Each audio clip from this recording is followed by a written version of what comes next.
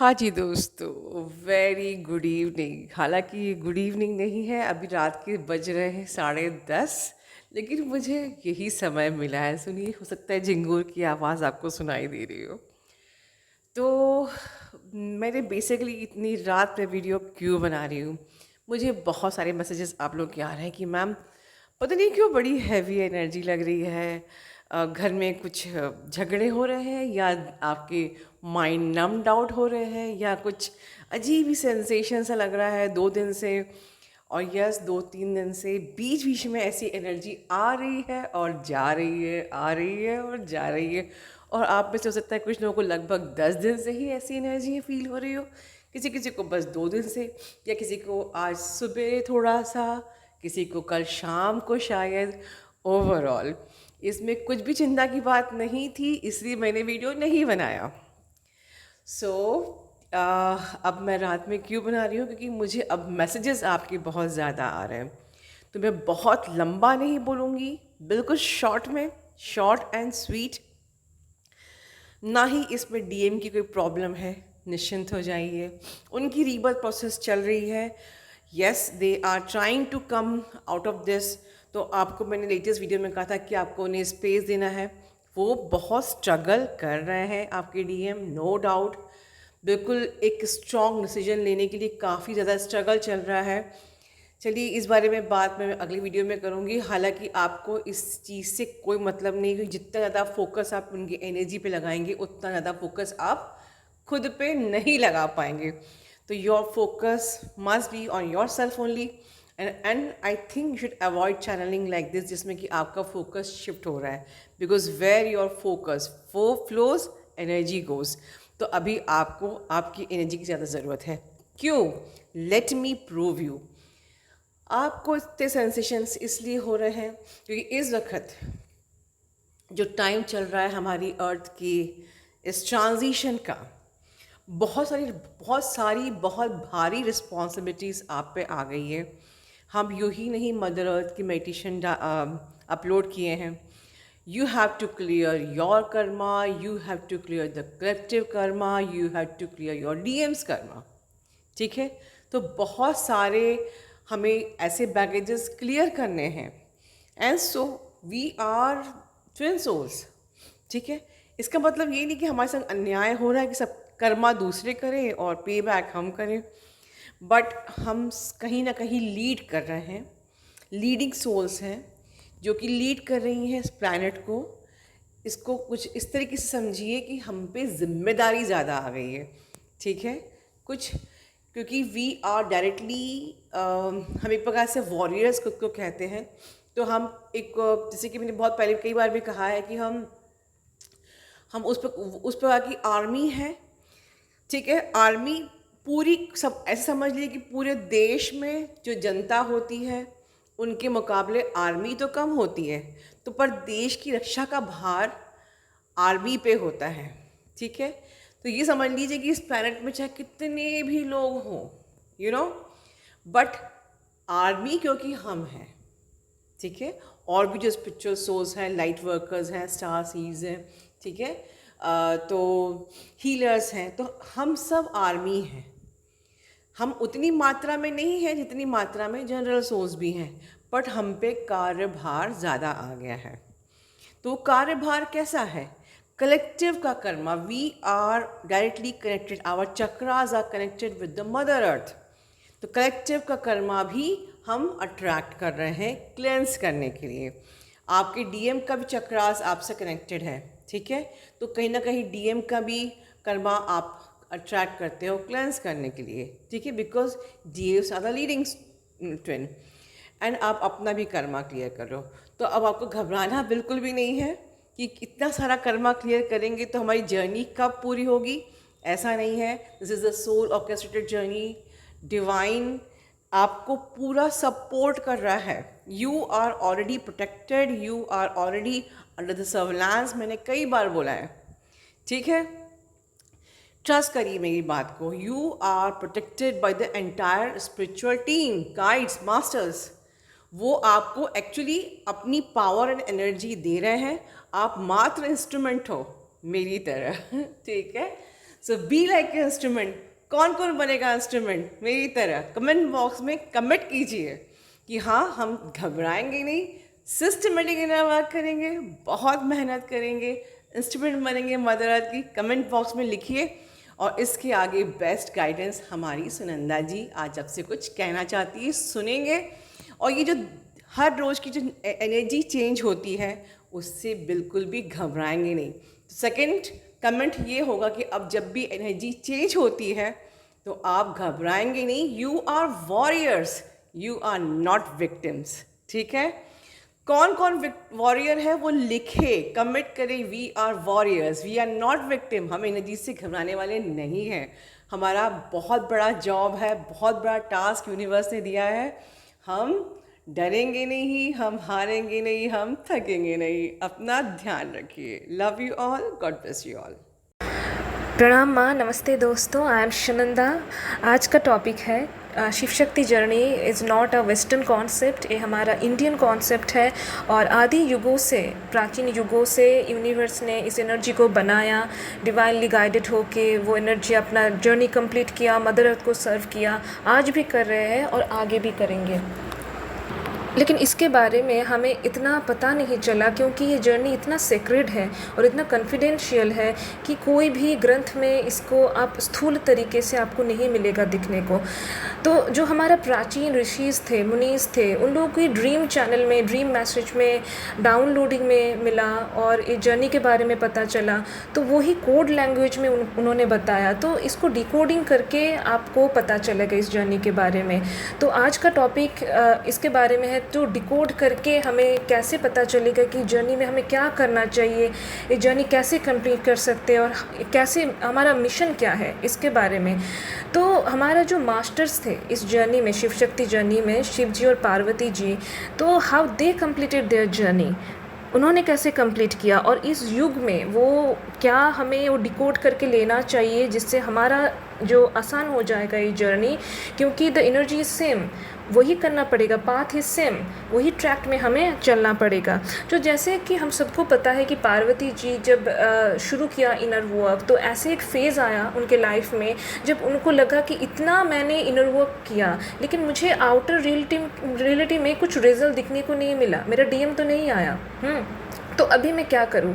तो इस वक्त उनको लगा कि अगर मैं कुछ कर लूं, तो उन्होंने क्या किया, उन्होंने कामदेव को बुलाया। कामदेव मतलब द क्वालिटी ऑफ लास्ट। तो उनको बताया कि आप जाओ शिव जी के पास और उनके अंदर में ये कामना पैदा करो, ये अट्रैक्शन पैदा करो, उनके अंदर में ये जो भावना है इंद्रिय सुख का, उसको पैदा करो। तो जब वो गया कामदेव शिव जी के पास, तो शिव जी उनको देखते ही उनको भस्म कर दिया, मतलब ख़त्म कर दिया। और पार्वती जी को कहा एनर्जेटिकली कि देखिए इस तरीके से हम नहीं आएंगे, इस तरीके से आपको नहीं मिलेगा आपका डीएम। तो ये सोल शॉक मिला पार्वती जी को।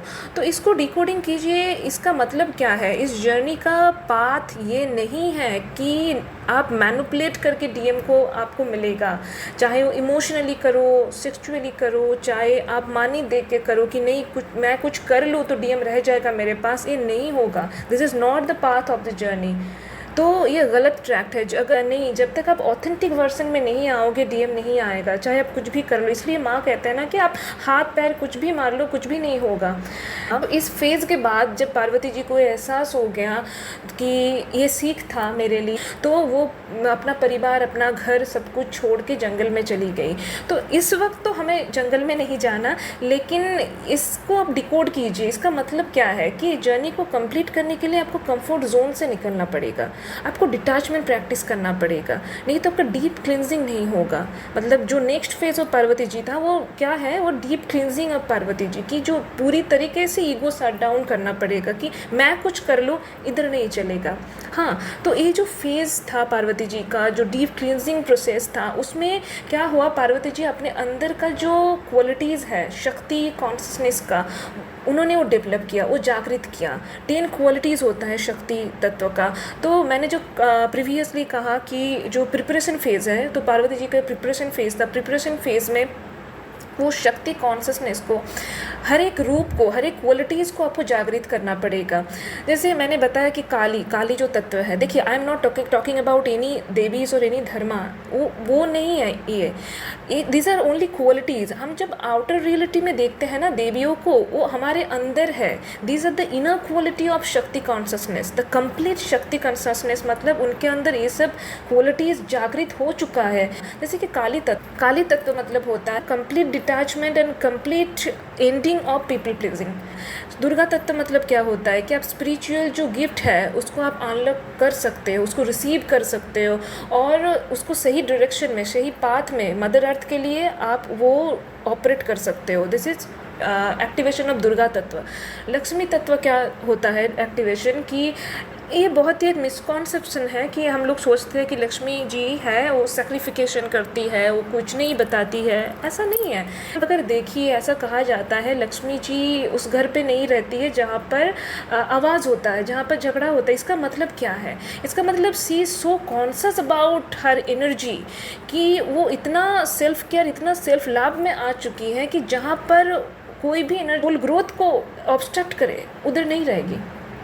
तो हमें भी उस तत्व को जागृत करना मतलब क्या होता है कि जब आप कंप्लीट शक्ति कॉन्शसनेस में आ जाओगे, आप ना जो एनर्जी आप सोल के लिए हानिकारक है वो आप रिजेक्ट लाइक पॉइजन, आपको सोचना नहीं पड़ेगा, आप उधर नहीं रहोगे। तो लक्ष्मी तत्व का जागरण मतलब कि जागरण activation of a strong boundary कि मेरे सोल के लिए क्या हानिकारक है, मेरे सोल के लिए क्या हार्मफुल है, वो नहीं करना मुझे। सरस्वती तत्व मतलब क्या होता है, हम सबको पता है कि नॉलेज, लेकिन ये तत्व जो एक्टिव होता है तब आप जान सकते हैं कि कौन सा नॉलेज आपके लिए ज़रूरी है, कौन सा नहीं है, which to ignore and which to receive, ये आपको पता चलेगा। जैसे इस जर्नी में आप देखिए कि लास्ट नाइट डीएम क्या सोच रहा था मेरे बारे में, ये नॉलेज बिल्कुल अननेसेसरी है, ये जानना बिल्कुल ज़रूरी नहीं है। इस जानने में ये कोई रिलेवेंट पॉइंट नहीं है। ये फिर उनका सोच क्या है मेरे बारे में, ये जानना।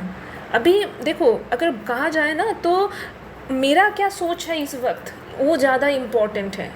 अभी उसमें अगर आप फोकस करो ना तो आप ज़्यादा आगे बढ़ पाओगे। तो ये जो चीज़ है ना, ये सच में आपको छोड़ना पड़ेगा, क्योंकि this knowledge are not necessary for this journey. देखिए, ये जो टैरो है ना, ये जो एस्ट्रोलॉजी है, this are very divine subject. उनको हम लोग, ये जो सब्जेक्ट है उसको हमें इस तरीके से यूज़ करना चाहिए जो मदर अर्थ को हील हुए, मदर अर्थ के काम में आए। ये वही सब्जेक्ट है, लेकिन अनफॉर्चुनेटली क्या हो गया, ये सब्जेक्ट इतना कॉन्फाइंड हो गया इस चीज़ों में कि क्या सोच रही है, क्या कर रहा है, मतलब लास्ट नाइट क्या था, मतलब वो जो हमारा डिज़ायर है वो पैदा करने के लिए, मुक्ति के लिए सब्जेक्ट हम लोग यूज़ कर सकते हैं, लेकिन हो नहीं रहा है। तो आज तो हमारा ये जिम्मेदारी है कि हम उस चीज़ को रिसीव ना करें जहाँ पर हेट्रेड पैदा किया जा रहा है, डिज़ायर पैदा किया जा रहा है, उस चीज़ को आप रिसीव ना करो, है ना। जहाँ पर पॉजिटिविटी स्प्रेडिंग हो रहा है, इस सब्जेक्ट से अगर पॉजिटिविटी स्प्रेड हो रहा है, लव स्प्रेड हो रहा है, वो आप रिसीव करो। लेकिन इस सब्जेक्ट के द्वारा अगर डिस्क्रिमिनेशन पैदा किया जा रहा है, मैंने कभी कहीं देखा है ऐसे कि यू वर्सेस थर्ड पार्टी, ऐसा भी टॉपिक होता है।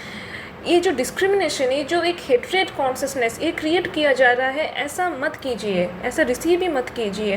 हम लोग यहाँ आए हैं, वो यूनिवर्सल जो अनकंडीशनल लाभ है उस कॉन्शसनेस में हम लोग वाइब्रेट करेंगे। तो इस जहाँ पे आप देखोगे कि ऐसे एनर्जी है, आप उसको पॉइजन की तरह रिजेक्ट कीजिए।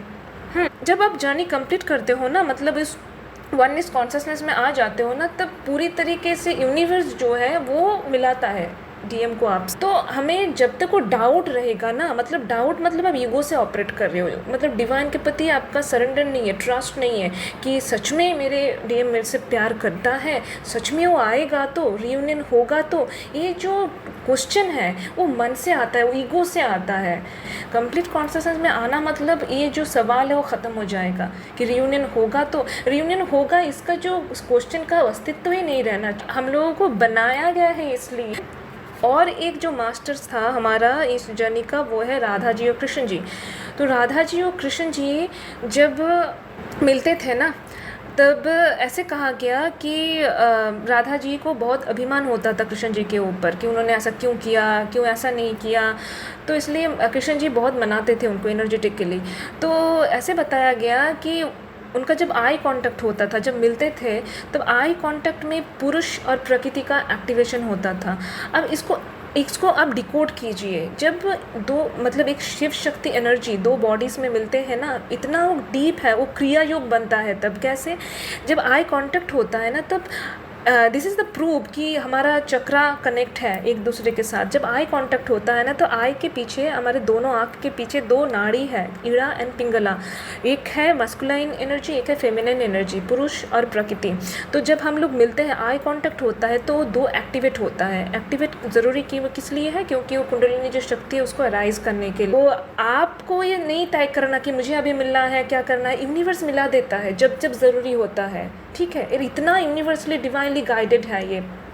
तो अभी देखिए, ये जो एक्टिवेशन है क्यों ज़रूरी है, यूनिवर्स क्यों करवाता है एक्टिवेशन। देखिए, इसको ना आपको स्थूल तरीके से नहीं समझना। बॉडी कॉन्शियसनेस में आप इस जर्नी कभी नहीं समझ पाओगे। आपको लगे कि मेरे सामने एक इंसान है, मैं एक इंसान हूँ, कैसे एक्टिवेट हो रहा है। नहीं नहीं, आपको ऐसे समझना पड़ेगा, मेरे सामने मेरा ही चक्रा है, हम एक चक्रा है, मतलब एक एनर्जी है कॉन्शियसनेस, मेरे सामने मेरे जैसा ही एक एनर्जी है कॉन्शियसनेस, मैं ही हूँ। तो दोनों को एक्टिवेट कर रहा है। एक्टिवेशन इसलिए ज़रूरी है क्योंकि जो माया मतलब क्या है? ड्युअलिटी, मतलब मैं अलग हूँ, दूसरा अलग है। तो इस कॉन्शियसनेस में ही है 3D मैट्रिक्स, कि मुझे खाली इधर मनी के पीछे भागना है, नेम फेम इसके पीछे भागना है, शादी करना है, बच्चा करना है, मर जाना है। तो ये जो दुख का एक साइकिल है, ये जो डिज़ायर का, दुखों का, एंगर, लास्ट, इसका जो साइकिल है, उसमें ही हम लोग आते रहे और दुख भोगते रहे।